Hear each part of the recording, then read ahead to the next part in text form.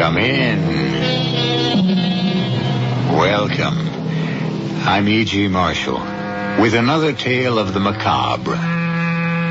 Macabre suggests a dance of death. Death is a skeleton who leads others to the grave.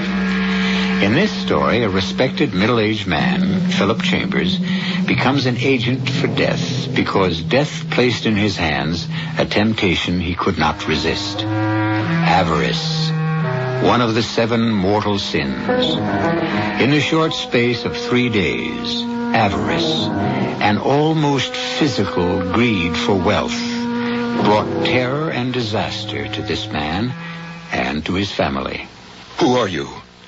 Where is it, Mr. Chambers? What are you doing in my basement? How did you get in here? Let's have it, Mr. Chambers. You don't want to get hurt, do you? This is a real gun. I've used it before. I know how to use it. Let him have it, Nick. Let's get out of here. Not until Mr. Chambers turns it over to us. How about it, Mr. Chambers? What is it you want? The money. 80 grand. It's ours. And you've got it someplace down here. Now turn it over, or I'll blow your head off.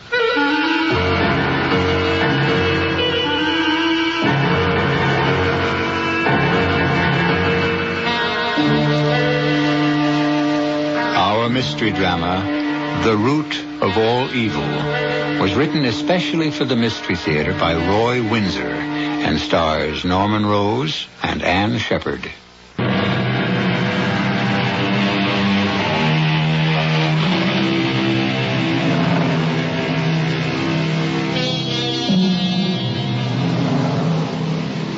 Philip Chambers and wife Laura live in a small colonial house in Morris Manor, a village 30 minutes from New York. Its streets are tree-lined and quiet. Families take pride in their homes and land. It's a wealthy village, and most families have gardeners. Not Philip Chambers. He's an organic gardener who enjoys grinding up all kinds of refuse for his compost heap and then returning it to the soil of his acre of land. That's where the trouble began. One Sunday morning at breakfast in their kitchen... Now, Phil, please don't run that shredder of yours before 9 o'clock. Some people like to sleep on Sunday morning. I know. I'll slick up the kitchen, and you'll be back in time to clean up for church. You want the eggshells? Certainly. What have you done with the scraps? Oh, they're in the plastic bag. All the week's stuff. I put the bag in the garbage bin last night. It was beginning to perfume the back porch. Get rid of it. My dear Laura, it will be ground to shreds within half an hour. And don't get your fingers caught in that fool machine. Beautiful morning. Let me see. There's a pretty large bag full of garbage. Better get the wheelbarrow. What the devil? Money. Packs of money. What? There must be thousands of dollars at the bottom of the bin. What? It's a fortune. It's a fortune. Where did it come from? What do I do with it? Somebody hid the money there. But why? And whose is it? Phil? Yes. Joan Shelton just telephoned. It's in the news. I'm going to go across to read the article. Oh, what's in the news? The robbery. You were asleep when all the excitement happened. I'll bring back the newspaper clipping, and I'll tell you all about it. I'll be right back. The robbery? I'll be right back. Robbery? What robbery? I must get to the basement. Good Lord. I've never held so much real money in my hands in all my life. Packs of $100 bills. 50 in a pack. I see 10 of those. Oh, I can't believe it. $50,000. And $1,000 bills. 30 of them. $80,000. Oh, I'm rich. I'm rich. No more scrimping. No more fawning over persons for whom I have contempt. Begging work as a freelance copywriter. People who don't know as much as I've forgotten. This money means I am free. Oh, it's got to be hidden. Whoever left that fortune in the garbage bin will try to get it back. Laura said there was a robbery. maybe the thief hid the money. Let's see. Where'll I put it? Small box. First, I'll place the money in his plastic bag, and then into that box the iris bulbs came in. Let's see, and then where? Let me see. Yeah. Behind the basement window, under the porch. The siding runs to the ground. $80,000. And it's mine. And I won't give it up. Phil? Yes, Laura. Can you come up here for a minute? Oh, why, certainly. Come on out on the porch. I have that article. Laura, there was a robbery. Read. 2 a.m., Grove City Police. Raced after 3 men in a... crashed when they made a sharp turn at McKinley Street and Highland Avenue in Morris Manor. Why, Laura, that's our corner. And you slept right through the whole thing. Yeah, I must have. The sound could have wakened the dead. The police car was blasting its siren. Then there was a terrible crash when the robber's car hit old Mrs. Morris's elm tree and turned upside down. And one of the men was dead. Huh. And the other 2, you said there were 3. Must have got away. All of us had run outside, Dr. Shelton and Joan and I and the Moores and the McLeods, but the police told us to get back to our houses. They had their guns out, and they were searching for the missing men. How much did they get away with? Thousands of dollars. As much as $75,000 or $80,000. They tied up the night watchman and broke into the Grove City Federal Bank. Some alarm went off, so the police reached the bank just as the robbers jumped into their car, and they came tearing along this way. The police were right after them. You know, that was a nice elm tree of Mrs. Moore's. Is that all you've got to say? That was a nice elm tree of Mrs. Moore's? This is the most exciting thing we've had around here since the Hurricane Esther, and you're worried about Mrs. Moore's elm tree. You've got no adventure in your soul, Phil. That's all right. You did have. Now the 2 of us are staid old middle-agers getting by and letting the world go by. I suppose so, Laura. Oh, you're not offended, Phil. No, of course not. My future's behind me, I'm afraid. No, it's not. You've done so much. You've written so many great advertising campaigns. Your skill hasn't worn away. You'll see. I'm certain it'll go well tomorrow. I hope so. But, Laura, face it, I'm 55. My lunch date and interview tomorrow is with a 26-year-old girl, almost fresh out of college. Laura, I'm old enough to be her father. Why would she want to employ me? I'd be an embarrassment to her because I know too much. I don't see why. Well, you have to finish with your shredding, and I've got to dress for church. Well, I decided not to use the shredder this morning. Oh, not enough garbage and refuse? Oh, no. All the excitement about last night has unnerved me. I'll get to the shredder next week. I'll be out of the shower in a few minutes. Well, don't hurry. I have some things to do in the basement. Oh, look, I've asked Dr. Shelton and Joan to come by at 6 for cocktails on the porch. All right? Huh? Oh, sure, it's fine.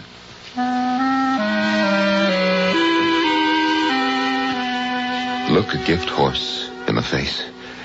There's an old chestnut. When someone makes you a present, don't look too minutely into its intrinsic value. $80,000. Oh, that's some gift horse. Or is it? No, it's stolen money, which I propose to steal. I hope it's safe behind that basement window. I better lock the garage, put that bag of garbage back in the bin, and then church.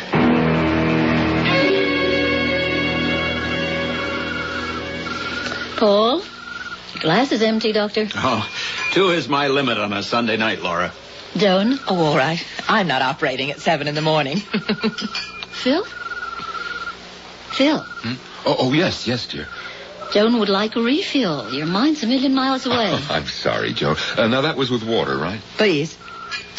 Paul, what do you think, really? I mean, about that robbery and the disappearance of the 2 men.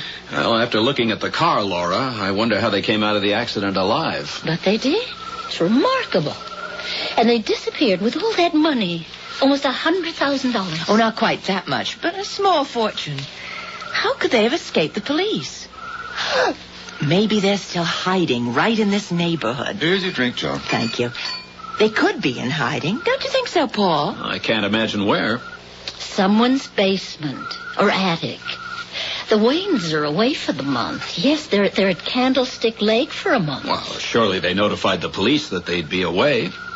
Are there other vacant houses in the neighborhood, you know? Yeah.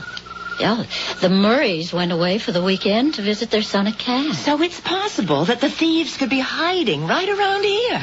Well, my guess is that they stole somebody's car and got themselves lost in the city. With $80,000 of hard-earned money. Well, insurance will cover the bank's loss. Joan, my dear, I'm afraid it's time for the doctor to get to bed. What time? Oh, my dear, it's late. It's 10 o'clock. We came over here for cocktails. We stayed for salad and rolls. I'm delighted you did. Phil's been fidgety all day long. Your visit took his mind off his problems, didn't it, Phil? Oh, yes. Very happy that you came over. Don't work so hard, Phil. You have seemed preoccupied. Relax. Or has the chatter about the mysterious robbers upset you? Oh, heavens, no.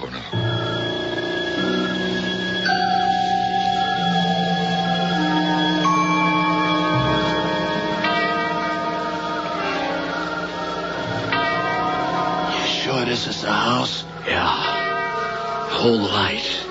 When I get the cover off, stick the light inside the can, way in. And then turn it on. Okay. Creepy out here. Flash the light in the bottom of the can. See anything? No. Scrounge around. It's not there. It's gotta be there. Somebody beat us to it. What dirty Shut up. Mike dead and $80,000 gone. Someone's got it. Maybe the garbage. Don't be stupid. There's no garbage pickup on Sunday. Or maybe the people in the house seen it and called the fuzz. Maybe. Or maybe they kept it. You get kind of a surprise. You open a garbage can and find $80,000. Right on. I wonder who lives here. We gotta find out. If he's got the money, we'll sweat it out of him. But if he gave it to the cops? That we find out first. You crazy? We walk in and ask if they found the money, we'd be in the can in 5 seconds. You ever heard of the telephone? That's how we find out. And when we know, we come back. Now put the light away. I'll put the cover back on the can. Right. Then let's get out of here. Them bugs that go croak give me the shakes. Phil? Phil, is that you? What is it, Laura? Are you still awake? What's the matter? Can't you sleep? Is it cold on the porch? I'll get you another blanket. No. I'm all right. Go back to bed, Laura. Your voice is shaking. Let me turn on the light. No, please. Come into the bedroom. Phil, I'll turn on the light. Phil, you're soaked with perspiration. What is it? Let me get your robe. Where do you feel ill? What is stomach? But your head? Sit down on the rocker. You look ghastly. Laura, maybe if I had a brandy. Yeah, I'll telephone Paul Shilton. No, please. He's operating at 7. I've just got a chill or something. You wipe your face with a wet cloth and I'll be right up. I heard them. Every word. They're coming back. Killers. Oh, what shall I do? Is it too late to call the police and turn in the money? Maybe not. But give up $80,000 because I'm afraid of a pair of hoodlums? What have I got to be afraid of? Say they confront me. I tell them that I haven't got the money. Would they risk shooting me? No, I won't give up that money. I won't. Here's the brandy, sweetheart. Oh, thanks. That helps. Phil, when I walked through the living room to the bar on the porch... Yes? 2 men were staring from behind the front hedge through the living room window. Phil, I'm afraid.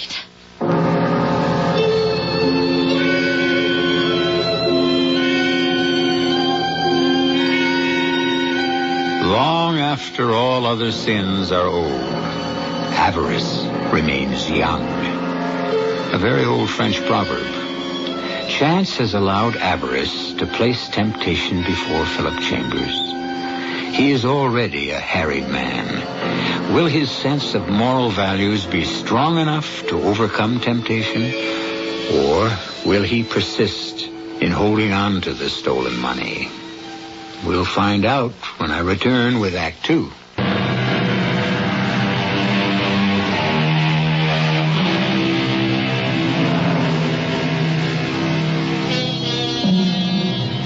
Philip Chambers and his wife Laura somehow got through the remainder of the night.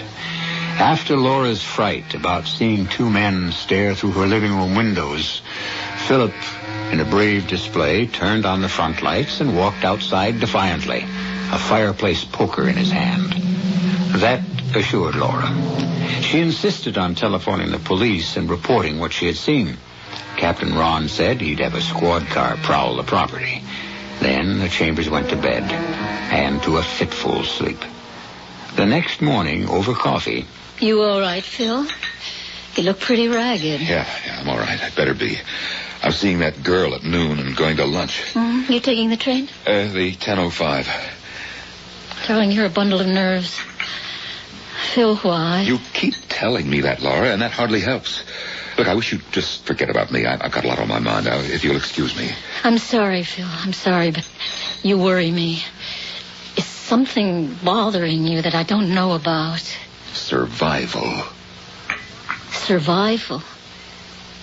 We're not that bad off. We're doing all right. Look, I'll be in the basement. Well, I'll drive you to the train. Don't bother. I'll call a cab. But that's foolish. 1 minute you're talking about survival. The next minute you're throwing away money out on a cab. Laura, just stop talking, will you, please? So strange. Let's come over here. Let's speak to Dr. Shelton. Maybe he can find out. 5, 4, 5, 7.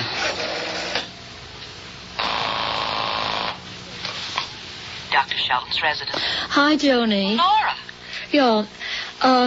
Look, when does Paul get home from the hospital? Well, this is Monday, and he operated early. I say, he ought to be home by 4. Why? Something wrong? I think so. But I don't know. It's Phil. Joni, tell you what. He's taking the 10:05 to the city. Can you come over at 10:30? I'll be back then, and I got to talk this out. Of course. You sound serious. I am. Will you come over? Of course. I'll see you at 10:30. There. That ought to be safe. Who'd think of looking behind a basement window and under the porch? Oh, I got the shakes. Why don't I take the money with me into the city? I could leave it in a locker at Grand Central. If the police find the money in my possession. Oh, no, I've got to bluff my way out of this. $80,000 dropped into my hands. I can't give it up. Now, look, I mustn't be afraid. Oh, my stomach keeps turning. I still have that lunch meeting. You look as if you hadn't slept a wink last night, Laura. I didn't. At about 3 o'clock, Phil was awake. He came up late and slept on the upstairs porch. I heard him stirring. So I checked on him. He was covered with perspiration, shaking like a leaf. And how was he this morning? Well, he looked exhausted, but he didn't have the shakes. He was all right when I dropped him at the train. Well, he has that important lunch today, doesn't he? Could that be it? It could be, but I don't think so. Phil's had summit meetings before. No, it's something else. I can't find out what it is. Maybe Paul can. Maybe. Paul's not a psychiatrist. Yes, I know, but he's a doctor, and Phil might confide in him. Besides, Paul's his best friend. But Phil wouldn't say what was bothering him. No. When I persisted in my questions, he said survival. That's odd. What did he mean? Continuing to live, to stay alive? I think it has something to do with the robbery of the Grove City Bank. Oh, Lord, for heaven's sake, Yes. Why? What's that got to do with Phil? Well, ever since I mentioned the robbery to him, Phil seemed distracted. When he read the article in the news, he grew tense. He began to perspire. I didn't think anything of it at the time. But since what's happened, I've been trying to reconstruct Phil's behavior. I think it springs somehow from the robbery. I've never been so frightened in my life. Laura? I went down for brandy when he felt so badly. I didn't switch on the lights. I walked down the stairs from the bedroom and across the living room toward the porch. And that's when I almost screamed. Good heavens, what happened? 2 men standing behind the hedge in front of the living room windows and looking in. Looking through your windows? You think that the stolen money was or is somewhere around your property? I don't know what to think. Have you told the police? I telephoned them last night, and they sent a prowl car to snoop around. Well, did you mention your theory to the police? I mean, about the money being hidden somewhere around your house? No. First, it sounds far-fetched. Second, I've got a feeling that somehow it concerns Phil. How could it concern Phil? You mean, he may know where the money is hidden? I don't know what I mean, Joan. Talk about imagination. Laura, you're as bad as Phil with his talk about survival. He has a bad case of nerves and... Survival? He said he was worried about survival. Now, isn't that the word you said? Yes, that's the word he used. I thought he meant our survival. But what if he meant he was afraid, literally, of his own survival? That would mean he knows something about the robbery that he's not telling. But you don't believe that he found the money, do you? I don't know. But if he did, knowing Phil, the kind of man he is, he'd just have called the police. No question about it. And he would have told me. Oh, excuse me. Back doorbell. I'll be right back, Joan. Take your time. I'll be out on the porch. Good morning. I'd like to read the water meter. Oh, down the steps to the basement. And watch your head. The ceiling's low.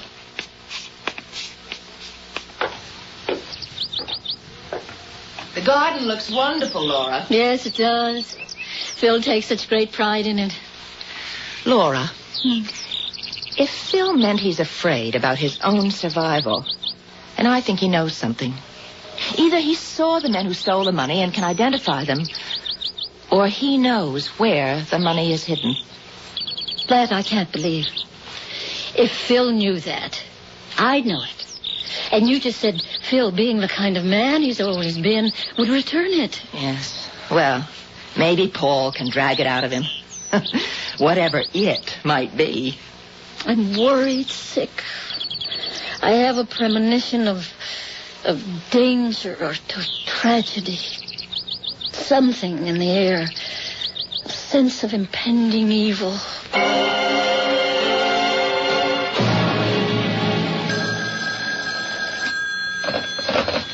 Hello. Laura, something's occurred to me. What, Joan? I was on your porch at 10:30 and the doorbell rang. Who was it? Well, the man who reads the water meter. Why? Well, he didn't come to my house. And when a man comes from the water department, he reads the meters at all the houses in the neighborhood. Yes, he does. And another thing. I went shopping at noon, and as I drove out of my driveway, a man walked out from the back of your house. Did someone else call on you? No. You mean that the man who read the meter was in my basement from 10:30 until noon? Some man was, but he wasn't a man from the water department. Well, then we're right. The stolen money's around here someplace, and the man was one of the thieves. That's what I think. Has Phil returned from New York? No, and it's after 5. Well, you shouldn't be in that house alone until we get to the bottom of this strange situation. Paul got stuck with another emergency operation. He won't be home until quite late. Oh. But I'll send him by after I tell him everything we think. Oh, but the poor man will be exhausted. No, Why not don't... that exhausted. He'll be by to see Phil, and then you come across to see me, all right? Yeah. Thank you, Joan. Oh, there's the front door. Phil? Here I am, all in one piece. It's Phil. He sounds a little tipsy. I'll see you later, Joan. Goodbye. I'm on the porch, honey. You'll excuse me for having had one more than I should have had. After lunch... Well, you don't have to explain, darling. I take it you didn't get the assignment? How did you know that? You got second sight or something? Or something. Was it unpleasant? No, about as I expected. Nice girl. Young enough to be my daughter. She had white wine, and I had a few martinis. Oh, dear. Yeah, oh, dear. So you proceeded to lord it over the young woman who sips white wine? Lord it over? No, that's not so. We got talking about what I'd be doing as a consultant in copy. Now, I know something about copy, Laura. Yes, you do. Me begging for a job. I used to run that joint before that kid was out of Dr. Denton's. Can't be 26. I was about 30 when she was born. Let me fix you a cup of coffee. I don't want any coffee. You say that I'm bummed, Laura? Well, I'm not. I never felt better. I just had lots of things on my mind. Including the robbery of the Grove City Bank? Robbery? Do you know who the men are who robbed the bank, Phil? Me? Well, how would I know? I never saw them in my life. Say, what is all this? Remember the two men I saw looking in through the living room window this morning at 3 a.m.? Yeah? What were two men doing looking through the window, Phil? Well, search me. We think they had hidden the stolen money and were looking for it. We? Laura, who is we? Joan and me. Have you been talking this over with Joan? Why not? She's my best friend and Paul is yours. You and Joan turned amateur detectives, huh? Haven't the two of you got anything better to talk about than that robbery? Frankly, no. Because ever since you heard about it, you haven't been Philip Chambers. Oh, and who have I been? A nervous wreck. And you're making a nervous wreck out of me. Tell me honestly, Phil. Do you know anything about the men who committed the robbery? Do you know who they are? Do they hide the money on our property? Are you in danger of survival? Lots of questions. Give me some answers, Phil. What are you so worked up about, Laura? This is a police matter. Just leave it to the police. I've notified the police. What? Last night? And again today. A man came to the house and said he wanted to read the water meter. He wasn't from the water company. He was in our basement for almost an hour and a half. Oh, I see. What? What do you see? Laura, maybe you're right. I don't know anything about any of this, but you just might be right. Maybe the thieves did hide that money around here. I better check. Let's have the police do the checking. Now, don't you worry about me. I'll just look around. Phil, are you in danger? Now, nothing's going to happen to me. It's getting dark outside. It's starting to rain. I'll be across the street with Joan.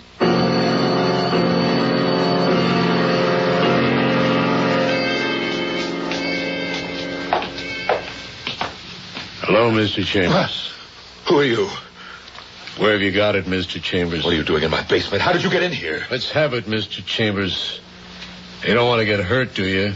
It's a real gun. I've used it before. I know how to use it. Let him have it, Nick. Let's get out of here. Not until he turns it over to us. Now, how about it, Mr. Chambers? What is it you want? The money, $80,000. It's ours, and you have it someplace down here. Now, turn it over, or I'll blow your head off.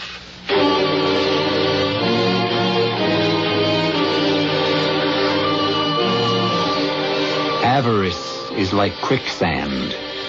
Once you've taken the first risky step, you cannot save yourself from its grasp.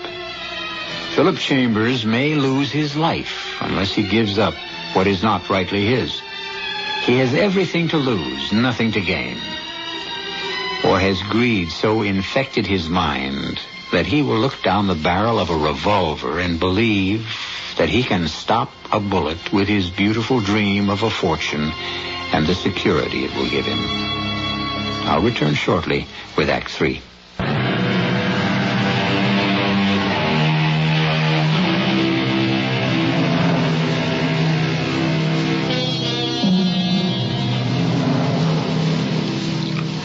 Philip Chambers found $80,000 at the bottom of his garbage bin at the back of his nice colonial house in exclusive Morris Manor, 30-some minutes from Broadway. Despite a lifetime of ethical exactitude, Mr. Chambers didn't hesitate a minute before deciding that fate had dropped a rich token of her affection into his deserving hands. He'd keep the money stolen from the bank in Grove City. But the thieves, there were 3, but one was killed when the escape car crashed, also want the money. I'm waiting, Mr. Chambers.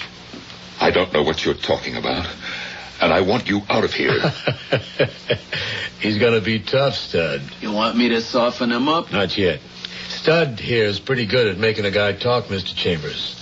Now, we don't want to hurt you, so just turn over the money and we'll run along. I haven't got your money. We're wasting time, Nick. You got it, all right. We hid it in a garbage can last Saturday night. You found it Sunday morning and hid it, because when we came back for it, it was gone. Now, where have you got it? If you think that there's money down here, you're crazy. If there were, why didn't you find it? You were down here for an hour and a half this morning. I'm getting impatient, Mr. Chambers.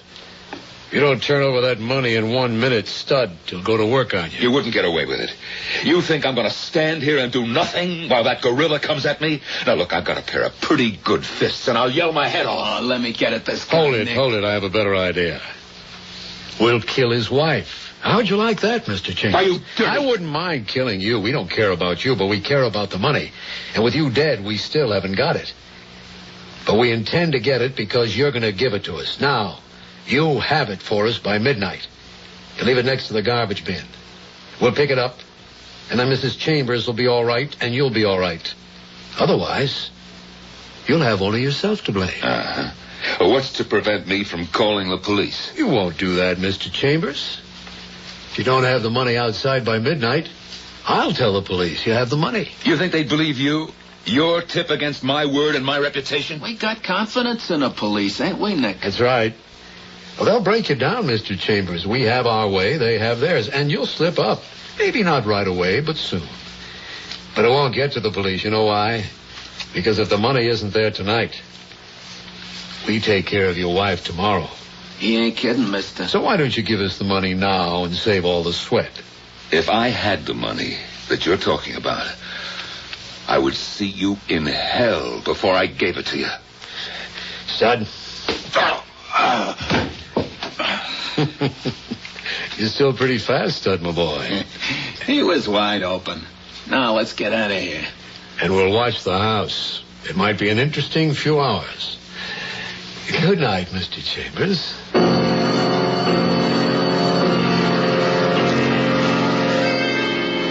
Laura, it's inconceivable to me that Phil might have all that money. Phil.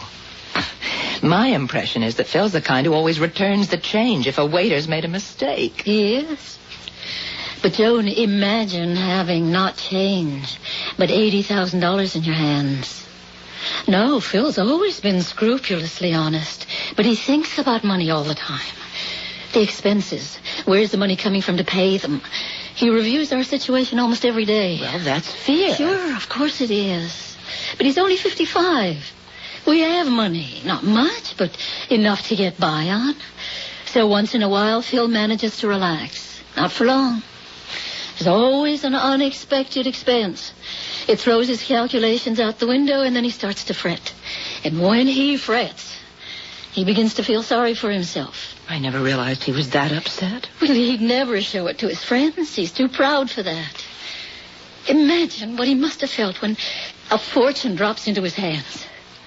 You've convinced yourself that Phil does have that money, haven't you?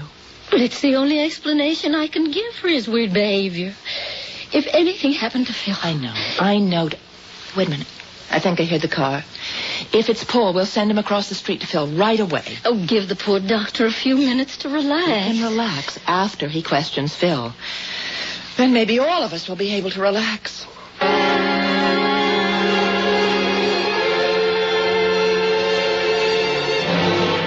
Tell me about it, Phil.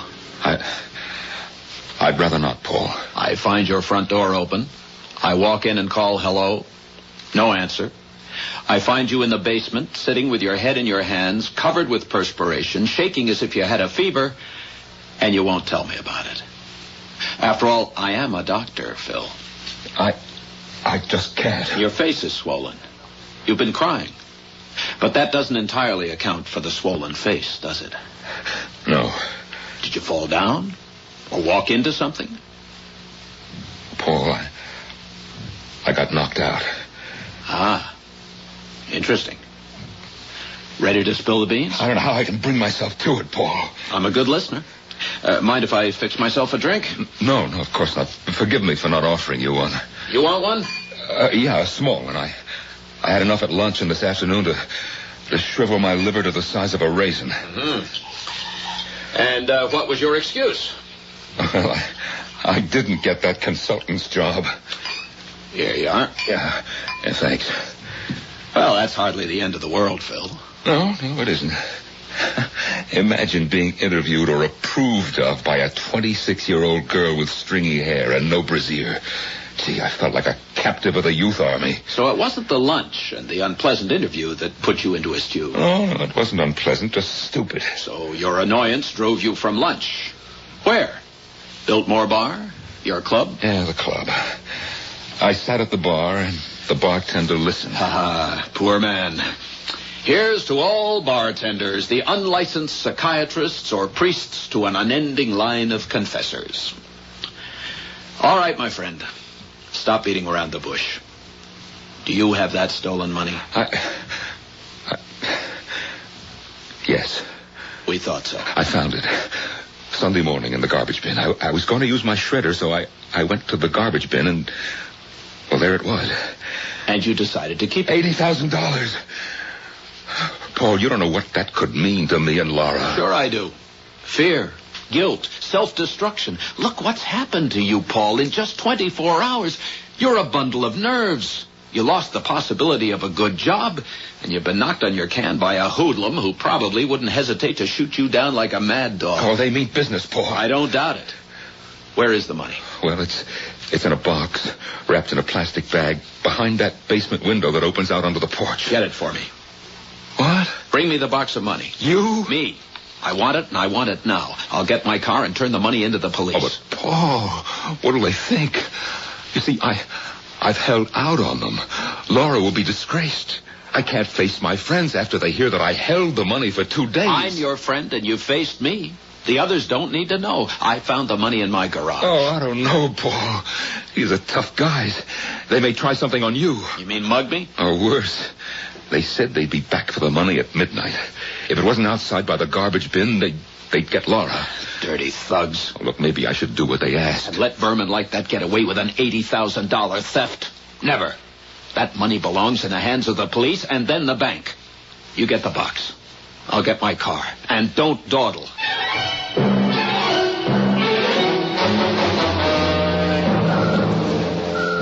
It's Paul. He's not coming to the door. Where's he going? The driveway. What in the world is it? He's backing out his... What's going on? He's parking in front of the house and walking to the door. Laura, you don't suppose... I don't know what's going on. If Phil has the money, maybe he'll give it to Paul and... Don't look. Phil's handing Paul some kind of package. That must be it. And Paul's returning to his car. Laura, 2 men have come out from behind your hedge. Look. They're sneaking up on Paul. One of them has a gun. Oh, no. Paul! No! I'm going to shoot Paul! Get the package, Stud. Okay. Keys in his hand. Come on.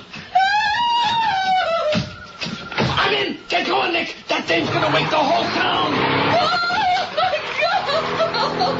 Phil! Where are you? I'm on the back porch. What's all the excitement? 2 men.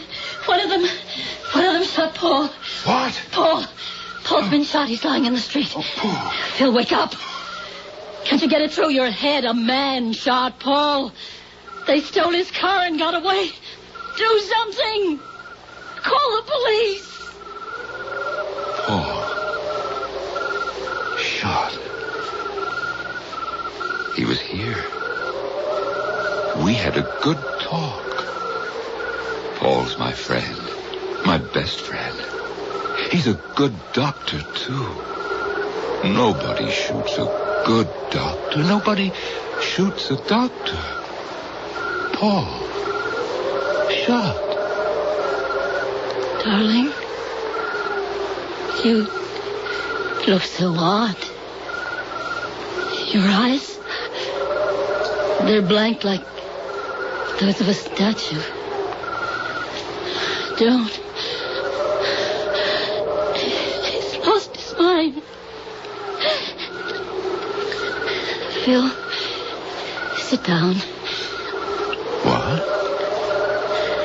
Phil, what was in the package? Package? I know what was in it, but I don't want to know. It may have left one man dead, and my husband worse off than dead.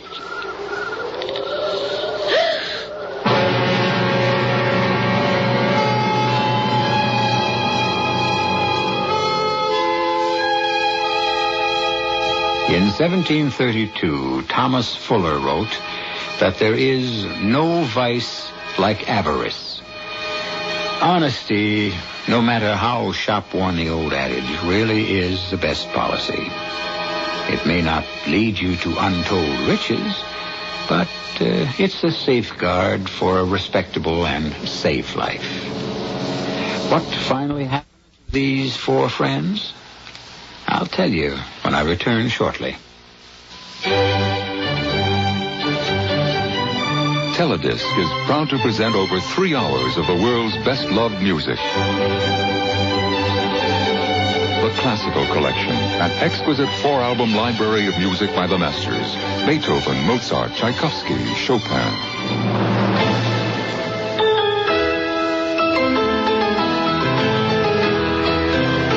Performed by the world's greatest artists and recorded direct from the studio tapes, the Classical Collection comes wrapped in its own gift box with a special program guide and is available only from Teledisc and not in any store. 3 hours of beautiful music on 4 records or 2 extra long play cassettes. Yours for only $19.95 plus shipping. To order, call 1-800-642-7400.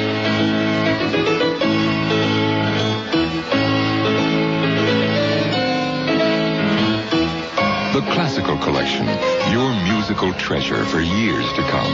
Call 1-800-642-7400. Operators are standing by.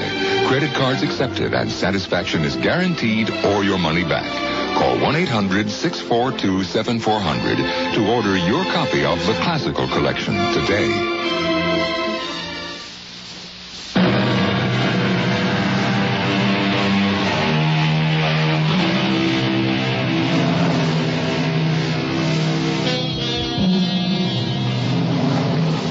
The phrase, the root of all evil, has echoed down the corridor of time because this man covets what another man has.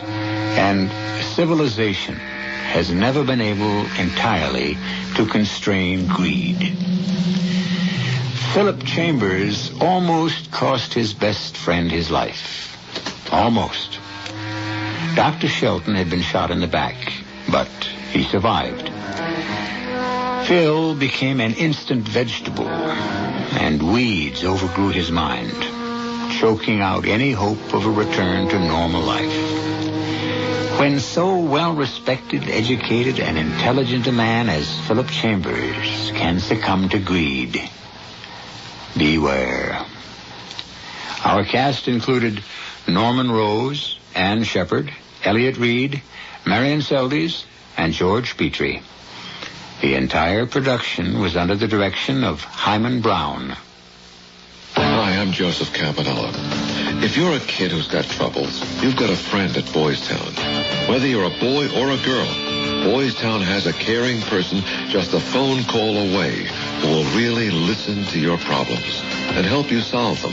If you're running away, being abused, using drugs or alcohol, pregnant, or just need somebody to talk to, call Boys Town's hotline. It's 1-800-448-3000. There's no charge for the call, and you can call anytime.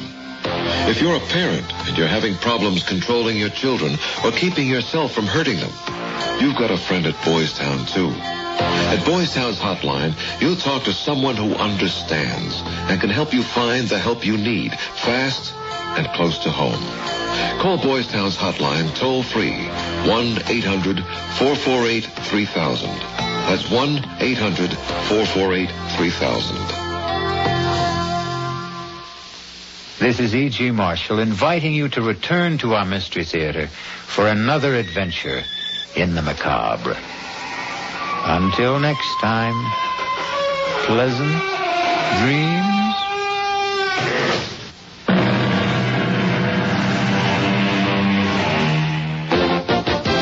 Listening to WWJ News Radio 95. Good morning, I'm Brad Bianchi. In the next few minutes, we'll have complete details on these stories. Michigan Super Lotto jackpot was good to a couple ticket holders who will split a $5 million jackpot. Another ethics charge has been raised against Michigan U.S. Senator Donald Regal. Detroit and some of its suburbs could be in line for a rail line. Those stories are coming up along with sports at 1:15. It was the Thanksgiving Day win for the Detroit Lions. CBS covers the world and the nation with news next at the top of the hour. The WWJ Weather Command forecast, mostly cloudy, breezy, and cold this morning, a low of 18 degrees with the possibility of some snow flurries. Sunshine Friday, not quite as cold. We'll get to about 34 degrees. Right now in Detroit, partly cloudy, 24 is the temperature. All news, all the time. News Radio 95. WWJ, Detroit. CBS News. I'm Jim Sheneby. Venezuelan President Carlos Andrés Perez says he will meet with Salvadoran rebel leaders in the morning and may end up serving as a mediator for any peace talks with the country's government. Guerrilla leaders have offered to honor a United Nations verified ceasefire if El